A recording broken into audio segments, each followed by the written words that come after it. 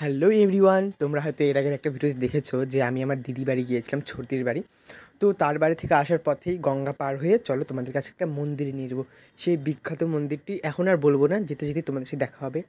এই তো গঙ্গার সেই স্নিগ্ধ হাওয়া, মানে বিকালের হাওয়াটা বেশ মনোমুগ্ধকরই লাগছিল।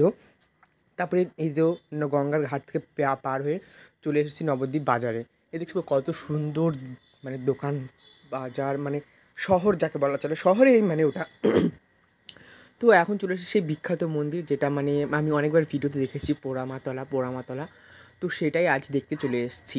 তো দেখতে পাচ্ছ কত সুন্দর গোপাল ঠাকুর, আর এখানে মানে দোকান পসরা নিয়ে বসেছে, ফুলের দোকান, মানে যার যেটা মানত থাকে এখান থেকে ফুল টুল কিনে নিয়ে গিয়ে তারপরে ঠাকুরকে পুজো দেয়।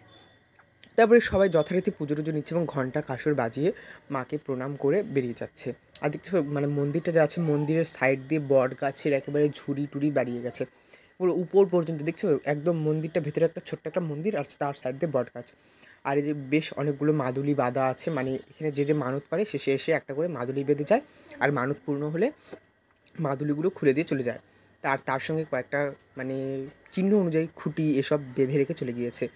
মানে এসেছিলাম এর আগে, তখন অতটা আমার ঠিক মনে নেই, তখন অনেক ছোট ছিলাম। তো আবার এলাম আর মাকে প্রণাম করলাম, 10-11 টাকা দক্ষিণা দিলাম এবং আমি মায়ের ফুল নিলাম। তো এখন বেরিয়ে যাব দাদার সাইকেলে। তো আজকে এইটুকুই, দেখা হচ্ছে অন্য একটা ভিডিওতে। Bye bye.